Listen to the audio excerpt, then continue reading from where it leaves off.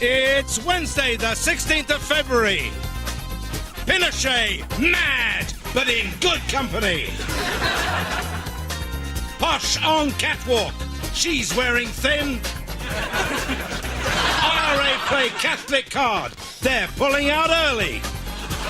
Please welcome the man who loves to get in a paddy, Mr. Iain Lee.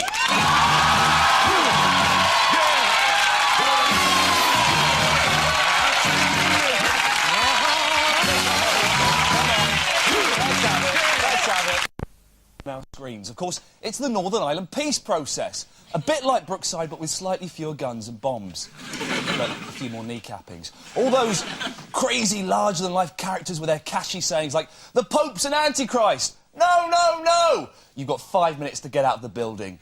Brilliant. Love it. Admittedly... Doesn't matter. Admittedly, it can be a bit far-fetched. Like, do you remember the episode when Jerry Adams' voice changed? Or the bit where Ian Paisley pretended to be a vicar?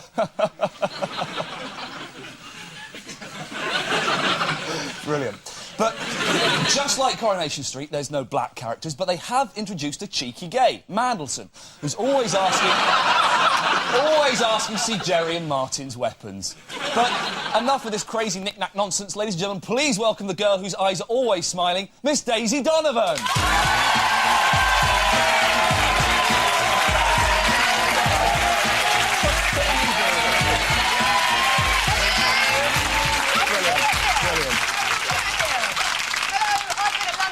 And I have to say, it's amazing to see Posh Spice on the catwalk. I mean, singing, dancing, acting, TV presenting, and now modelling. Is there anything she can do? But forget Posh Spice, let me tell you what's coming up in tonight's show. Our US correspondent Eddie Brill investigates the lure of the White House. A Hollywood leading man can have sex with movie stars, but the president can have sex with movie stars and start wars. And we'll be getting inside the mind of naked comedian Ben Miller. Have you noticed anything in this field in the last few weeks which is even slightly out of the ordinary? No. Anything which might unsettle? I'll be finding out later why Britain is in danger of becoming a nation of female lashes. So, Ian, does your special lady mind you coming home a little bit worse for wear? Well, I've got to admit that she does get a bit annoyed when I stumble in drunk, dress up in her sexy lingerie, and then whisper kinky suggestions in her ear while I stroke her. God, I don't know how your girlfriend puts up with you. Not my girlfriend, it's my Alsatian. Now it's time for tonight's headlines. And here are tonight's top stories. The stalker who crashed into Princess Anne's gates had been repeatedly warned to leave her alone. He said that he just wanted to hear it himself from the horse's mouth. While on his soapbox tour of Britain, William Hague revealed exactly what he thinks about some of his shadow cabinet. Have you got plans for Widdicombe and Redwood in a Tory cabinet? Yes, that was a question about mentally ill people and people with learning disabilities. Following the speech, there was controversy when Michael Portillo left his blind friend behind. Michael!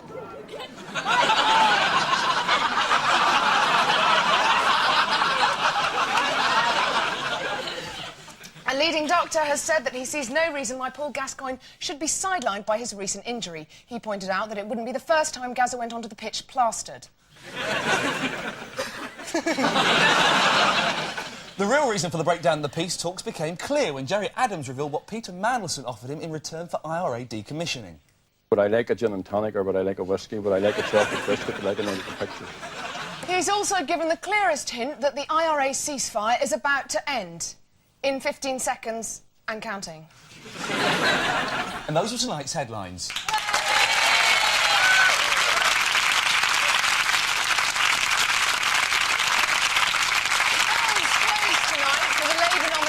For London Mayor. Here with his report on the campaign race is People's Choice Ricky Gervais. Today the ballots closed as the Labour Party voted on who they believe should be their candidate for Mayor of London. Despite recent setbacks, it seems inevitable that whoever wins the Labour Party nomination will be voted in as Mayor. So let's have a look at the candidates. Well, Frank Dobson, beard, he's out. Ken Livingstone looks like one of his newts and talks like one of their metal frogs off the Smash adverts. That leaves Glenda Jackson. She is a woman, which is a shame, but she gets my vote, and I'll tell you why. She didn't mind getting her tits out on film. A quality I respect in a mayor. I wouldn't want to see him now. Probably like a couple of spaniels' ears. But in Women in Love, they were on the turn even then. She was like 40. But they did the trick. The film was disappointing, though. When I rent a video, an 18-rated video, directed by Ken Russell and called Women in Love, I don't want to see two fat benders wrestling. Very disappointing. Same thing with Babe. That wasn't what I was... And Babe 2, Pig in the City, that turned out to be a documentary about Dawn French. The most embarrassing moment when I took back a video to complain about it, it was in Reading. Turns out I just read it wrong. I thought it said Schindler's Tits. I thought, ooh, German sounding, filmed in black and white, probably a bit of dodgy housewife home movie. And the blurb on the back led me up the garden path. It said, magnificent, have a box of tissues ready. I used about 2. Anyway, whoever's voted in mayor, it'll be really powerful. They can do what they want in London, teach gay in schools and have dwarves in the police force. Good luck to them. This is Ricky Gervais for the 11 o'clock show outside the GLC and the wheel thing. London, obviously.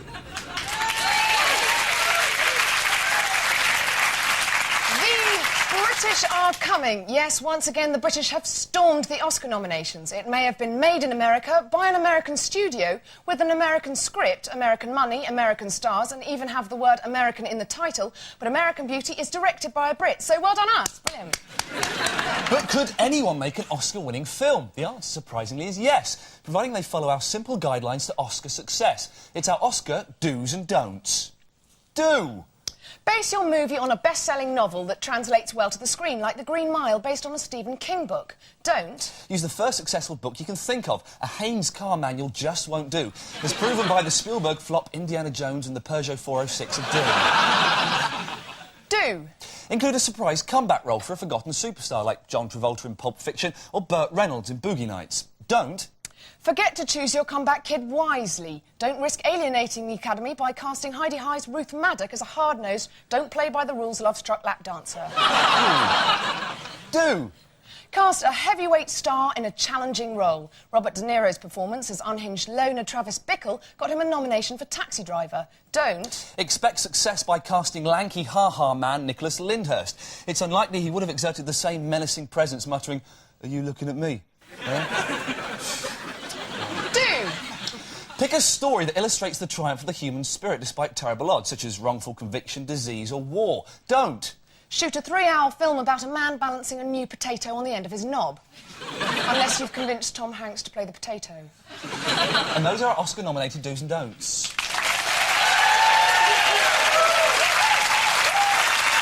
That's it for part 1. Still to come in part 2. We'll be finding out just what drives a man to hound an innocent public figure, from self-confessed stalker comedian Ben Miller. But first, our street hawker tries to dump his load. I've got a few of them asylum seekers in the back of the van, and I'm looking for a home for them. I'll give you £5.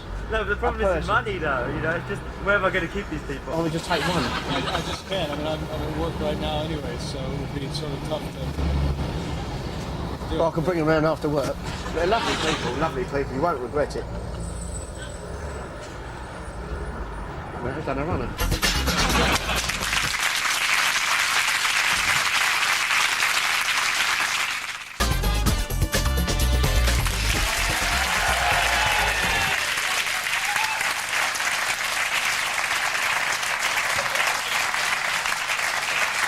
Hi there, and welcome back to the 11 o'clock show on Wednesday the 16th of February. Now time for another look at tonight's headlines. Adams refuses Mandelson's demands. Mandelson says, all right then, no tongues. Doctors declare Pinochet unfit for trial. Shipman to be sent in for second opinion. Sting announces boycott of Nazi Austria. Several other European countries announce right-wing coalitions. Well, the hot news today, Princess Anne has finally made it into the celebrity big league. No, she isn't screwing Darren Day. She's got a stalker. It seems that everyone who's anyone is being followed round by a dribbling nutcase. Martin McCutcheon's got one, Anna Ford's got one, and of course Richard's got Judy. We all have our favourite celebrities, but how can you be sure that your love for a star isn't going too far? Well, it's easy. Just follow our simple guide to being a fan, not a fanatic. You're a fan if... You've got all their records. You're a fanatic if... You've got all their underwear. You're a fan if... You send a cheery letter to your idol asking for their autograph. You're a fanatic if... You send a cheery letter to your idol asking them if they want their ear back. You're a fan if... You see yourself as an authority on their work. You're a fanatic if... You see yourself on Crime Watch. You're a fan if... You name your cat after them. You're a fanatic if... You then marry your cat on the front lawn witnessed by some stuffed mice.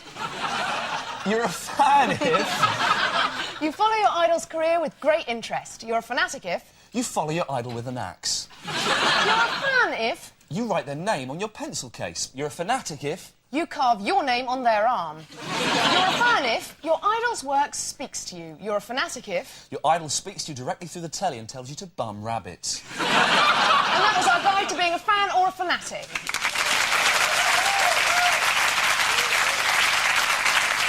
Iain? Yes, Daisy?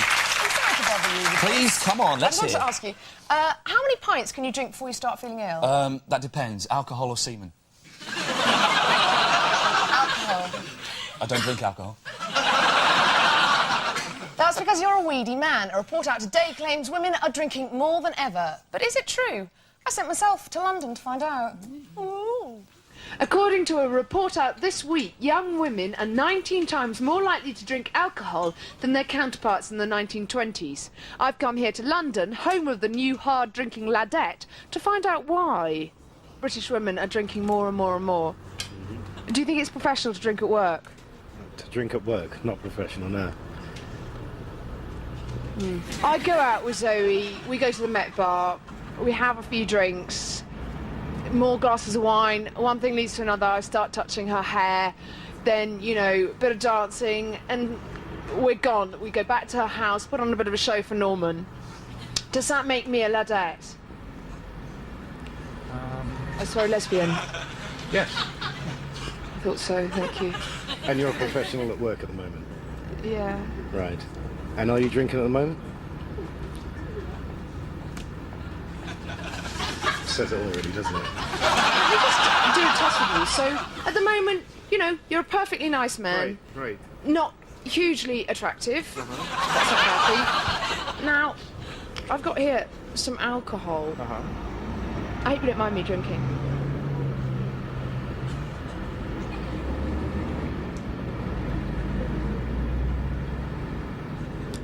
Well, saddle up, hi-ho, you and me is going for a ride. Could you take off your glasses? Sure. And your jacket. Sure. Well, the jacket... Take the jacket off. OK. Why not? There's 3 stages of being drunk. The first one is obviously confess a secret. What's your darkest secret?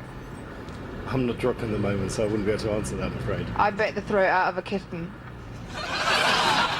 Sorry? Does drinking make you more aggressive? Probably. Well, I couldn't hear. Probably. Could you speak louder? You're just making my life difficult. Probably! Is that better? Don't fucking shout at me! So there you have it.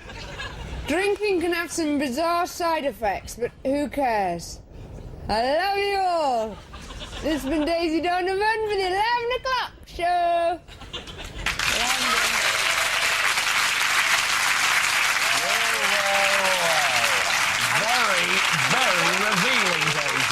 Very revealing indeed. Well, not nearly as revealing as tonight's guest.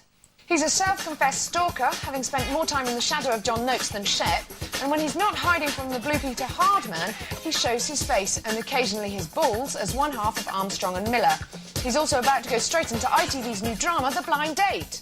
Ladies and gentlemen, please welcome Ben Miller.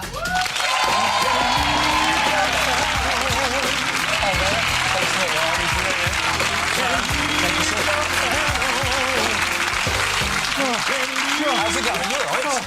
Sure. Calm down, I know it's exciting. I know, terribly exciting. Oh, maybe not that exciting then. Now, stalking is big news today. Did you really stalk John Noakes? I did. I'm a huge fan of John Noakes, and actually my first professional engagement was I was the person who found John Noakes. We wouldn't have John on our screens now Without if it you. wasn't for me, I claim, because You he bastard. kind of... I know. He'd kind of sort of given up broadcasting, and I sort of flew to... I didn't sort of fly, I flew.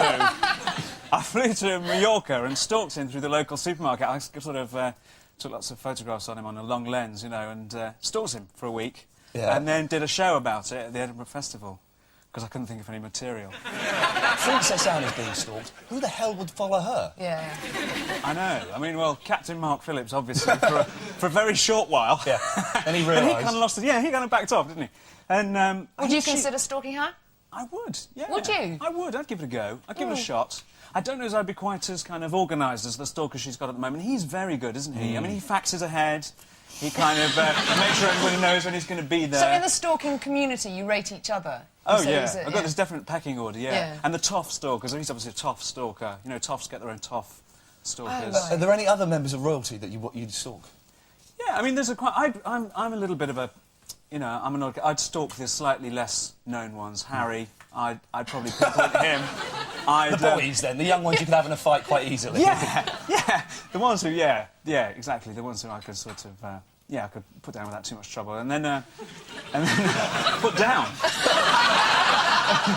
I think the Queen Mum's a safe No, did I say that? Put down. I didn't mean that. Put down. I wouldn't kill anybody. I wouldn't kill them. You are really weird. Do you think having a stalker is becoming a celebrity fashion accessory? It's kind of quite important now, yeah. I mean, I think one of the things that we're going to see in the future, I think predicting the future is something we should all do as often as possible. Yeah. And I think one of the things we're going to see in the future is everyone's going to be famous, you know, a lot of people are going to be on TV, and it's going to be difficult to find people who aren't famous themselves. So celebrities are going to have to start stalking celebrities. Other celebrities. Yeah. So I think we're going to see Time Team. I think we're going to see them choosing some pretty choice people, say Elton John, someone like that. Yep. And then gradually we're going to have to work a whole system, because there's just not going to be enough stalkers to go round. I vote we all stalk Alan Titchmarsh. Done. And then kick the shit out of him. I don't know if that's a good idea. Now, you're stalking again in your new drama, The Blind Date. Is it addictive? Are you hooked to it? I am hooked, probably. But I think the most important thing about Blind Date is, obviously, before I was stalking in a comedy way. Now, of course, it's a serious drama way. So I've changed. I'm a bit nastier. Yeah, I'm a little bit nasty, a Now little bit you mean more edgy, you know, and it's drama. It's drama stalking. It's completely different. It requires a lot more thought and preparation, whole character you have to build. Now, you're famous enough now to have your own stalker. It's nice of you to say so. Well, yeah. you know, I've told... Thanks to this show, maybe. Maybe after tonight. Yeah. Who would you want to stalk you in an ideal world? I would quite like the members of Time Team, I have to say. I don't know who I'd like from Time Team. I'd like Tony, obviously. But probably wouldn't get Tony. Probably get the guy who sifts in the buckets, uses the... Oh, yeah. The guy who's got lots of buckets. Sorry, lots of Tony, we that. haven't found anything this week. Yes, we've gone through all the Yeah, mud. not finds anything. No, we finds anything. We found a vole's tooth that's possibly, but, you know, that looks like it's about a week old, so...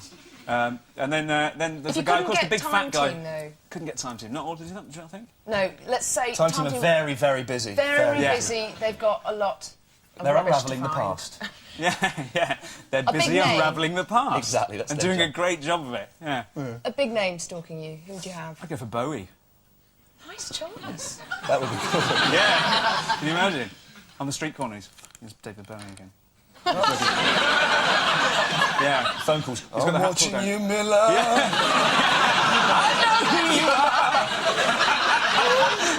I know where you live. And he does the low voices, what do you... That was Elvis, hang on. Do both, yeah. Well, sadly, Elvis, of course, is dead. Stalks no more. Stalks no more, I think, yeah. He stalks the holy toilet up in heaven. The men's cubicles. Now, you're best friends with All Saints, apparently. Yeah. So, you... It's a tough life, huh? Yeah. You went to the premiere of The Beach last week. Uh-huh. What's the real story behind Nicole and Leonardo going into the Oh, God, what were they doing? Oh, Leonardo. Oh, what were they doing? They disappeared for half an hour. What did they do? They would be watching their Robbie Williams videos, or showing, you know, going through Nicole's makeup bag. Get her. Now, you're no stranger to taking your clothes off on screen, which is lovely. But how would you react to seeing the following people in the nude? We've got... There's Posh Spice. Would you like to see her? I like it, yeah. Yeah. Hot dog. Dog. What about Jerry Adams? I think that'd be a... Look, that got a groan. But at least you know he didn't have a gun. Oh, what about this one? The Queen Mum.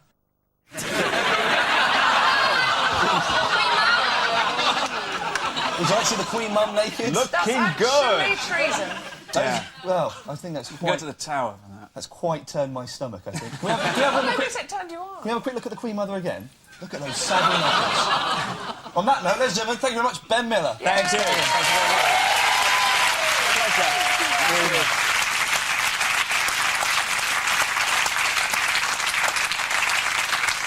Daisy, I am very, very excited. I'll tell you for why. I've got my very first fan letter. Oh, Shall I read it to you? Yeah, do. Listen to this. Dear TV's Iain Lee, I think you're quite good.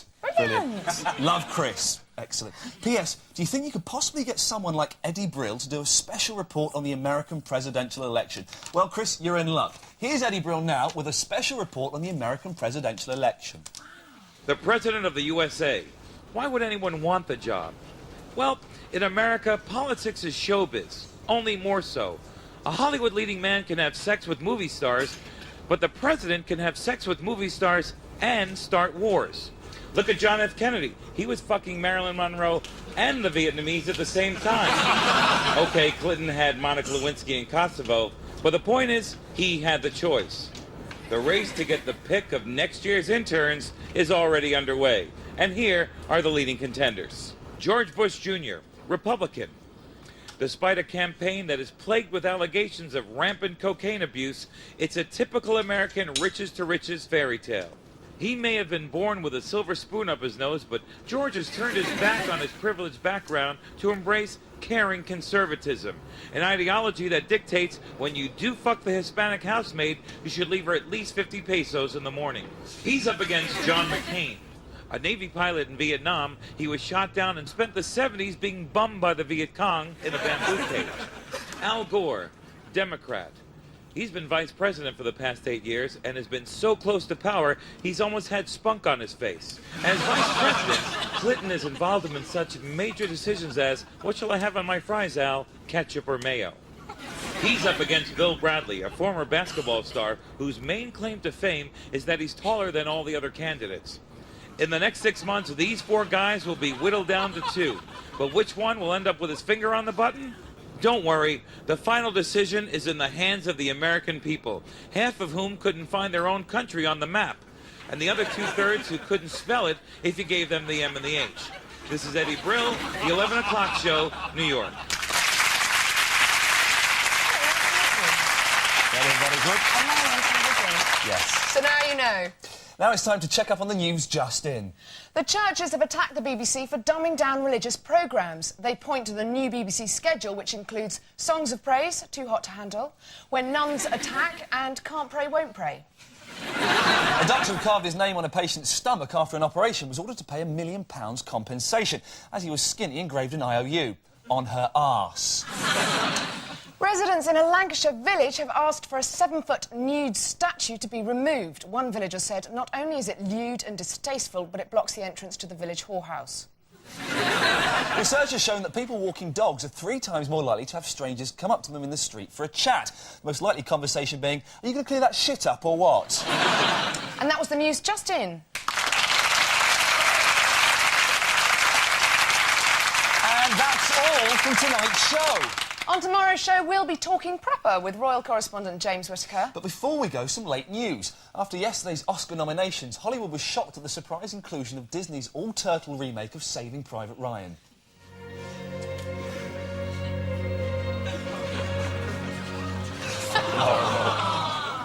What do you like? Good night.